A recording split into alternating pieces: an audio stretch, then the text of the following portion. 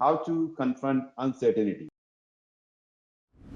Uncertainty in an organizational strategy, because future is becoming difficult to predict. So, you know, there's always the standard, you know, everybody's knee-jerk reaction is using SWOT and always looking at strengths, weaknesses, opportunities, and threats. If you remember it, if you've studied it, if you've written the exam. The other option is everybody looks at black and white, kind of, you know, it's a binary. Is this going to happen or is this not going to happen? I'm pretty sure 5 years ago, people talked about, oh, you know, a pandemic happening, and in their minds, it was 20, 30 years out. It wasn't 3 years out. So I think that where organizations could improve, and as program managers, part of our benefit, and this is kind of, I mean, for me, it's a relatively recent kind of field for me to start delving into, this kind of futurist thinking.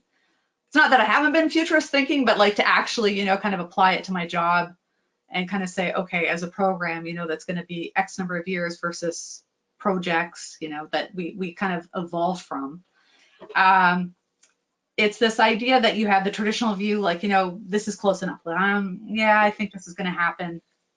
And I'm really only looking at a single strategic objective and a single direction. Like, this is my company's policy and this is what we're going to do.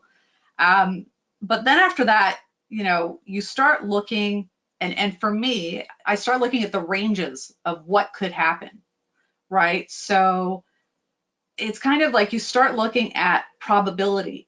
Now, it can be to my advantage that I really did a lot of work with banks before I joined Hitachi Vantara. So a lot of looking at discrete scenarios to help predict the future, because of the regulatory obligations that we have. So, you know, like you look at what the politicians are going on about and what they're going to bring in for laws. And, you know, banks start talking about them right away, right? So, and Canada in particular is very regulated. So for us, it's kind of more intrinsic for us to start looking at alternate futures, depending on something, but usually it's driven by a legislative mandate.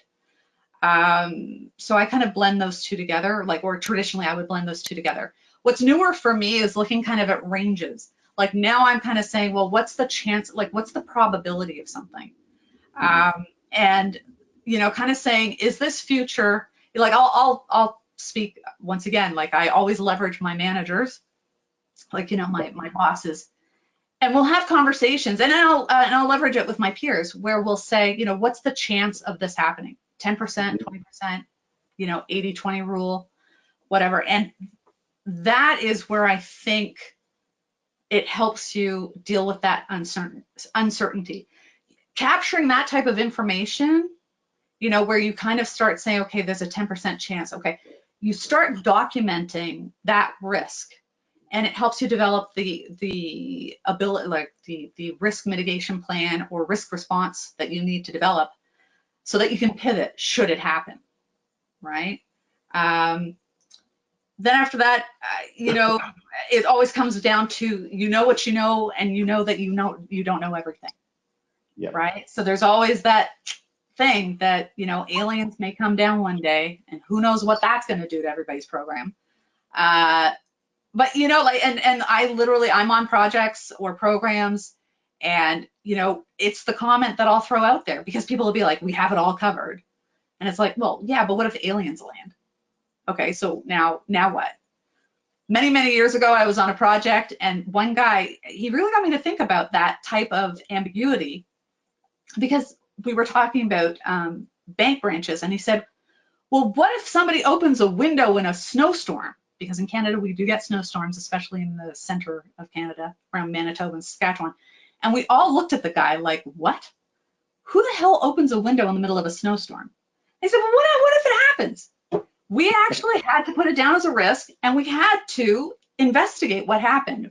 We did find out that 5% of the branches had windows that could open, which in actual fact was against bank policy because of security issues. You're not supposed to have any windows that can open. So, you know, you find things out. But I mean, sometimes you have to ask, where's the alien? right?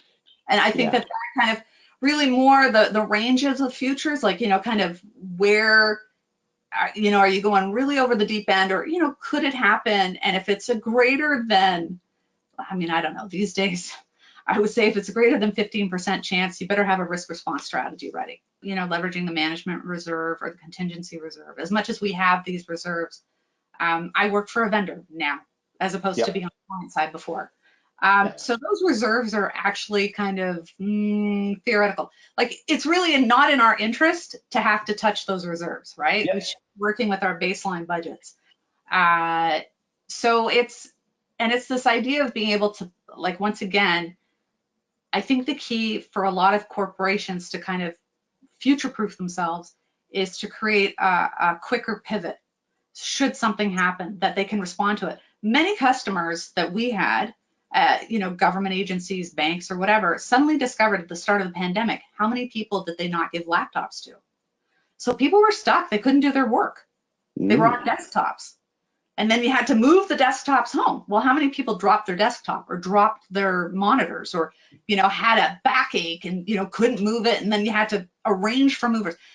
So, it's this idea that, it can be a very fun session. So as a program manager, I would say to you, it can be a lot of fun when you have to figure out risks, because you literally go through the gamut. Some can be really silly, but at the end of the day, a lot of these companies who may have thought it was really silly about having all their employees work from home suddenly found themselves spending millions of dollars on laptops and movers and ergonomic chairs for home and what have you, because otherwise they didn't have people to do the jobs.